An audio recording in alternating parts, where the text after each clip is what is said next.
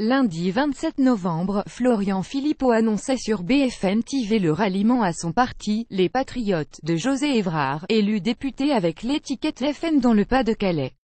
Un coup dur pour le FN qui ne compte désormais plus que 7 représentants à l'Assemblée nationale et une victoire psychologique pour Florian Philippot qui prouve que son pouvoir d'attraction n'est pas totalement négligeable. Et que sa capacité de nuisance vis-à-vis du FN est plus forte que jamais. Entretien avec une prise de guerre. Le point: pourquoi avez-vous décidé de rejoindre les Patriotes? José Évrard: quand on donne une ligne politique, on s'engage vis-à-vis de ses électeurs. Il faut donc les respecter. Lors de la présidentielle et des législatives, la ligne politique a été définie par un programme de sortie de l'Union européenne et de l'euro et de lutte pour le droit social français. Ce n'est plus la ligne politique du FN. C'est le programme des Patriotes. Le Frexit, je m'y retrouve totalement. J'ai milité pendant 36 ans au PC. Le PC a longtemps dit non à l'Europe même s'il a évolué avec Robert Hue.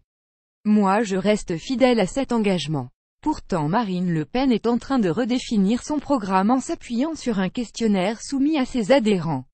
Elle n'a pas encore tranché sa nouvelle ligne politique, elle fait référence à l'article 42 du traité sur l'Union européenne et plus à l'article 50, qui prévoit de sortir et de récupérer tous les éléments de la souveraineté nationale. L'article 42 parle d'un réaménagement de l'Union par l'intérieur et participe d'une vision européiste. Moi je suis issu du bassin minier. On a vu tous les malheurs s'abattre sur nous depuis que la France est dans l'U.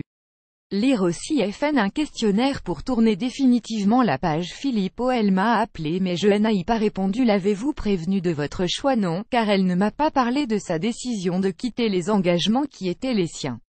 Elle m'a appelé mais je n'ai pas répondu. Elle ne m'a pas prévenu, je ne la préviens pas. On devrait bientôt se croiser. On verra bien comment elle se comportera. En dehors de ses chiens de garde, les retours ont été plutôt satisfaisants. J'ai quand même été la cible de propos très agressifs sur les réseaux sociaux. Ce n'est pas un hasard.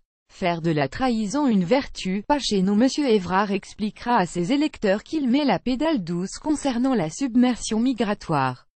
Je suis triste à l'égard des chômeurs, à l'égard des ouvriers qui ont déposé des jours pour faire sa campagne. Bourdine direct, Marine Le Pen @mlp-bas officiel 28 novembre 2017. Vous avez été investi par le FN. Ce changement d'étiquette n'est-il pas une trahison? L'argent de la campagne, c'était mon propre argent. Le FN ne m'a pas versé un centime.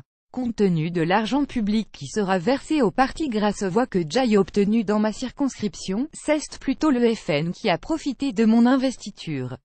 Normalement, ma circonscription n'était pas gagnable. Le FN l'a gagnée grâce à José Évrard, ancien militant communiste. C'est le FN qui m'est redevable. Les élus FN ont surtout bénéficié de l'effondrement du PS et de ses engagements politiques. Ils n'ont pas été élus grâce à Marine Le Pen, mais grâce à François Hollande. Pourtant, Marine Le Pen a été élue dans le Nord Pas-de-Calais.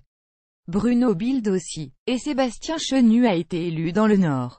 Ils n'ont jamais été communistes. Marine Le Pen s'est appuyée sur la ville d'Hénin-Beaumont. Dans ma circonscription, il y a 5 villes communistes et 8 villes socialistes. Les élus FN ont surtout bénéficié de l'effondrement du PS et de ses engagements politiques. Ils n'ont pas été élus grâce à Marine Le Pen, mais grâce à François Hollande.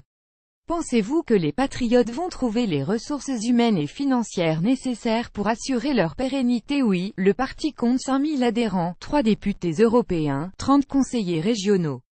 Je ne suis pas un cas isolé, j'ai eu le courage politique de partir pour ouvrir la porte à ceux qui hésitent à franchir le Rubicon.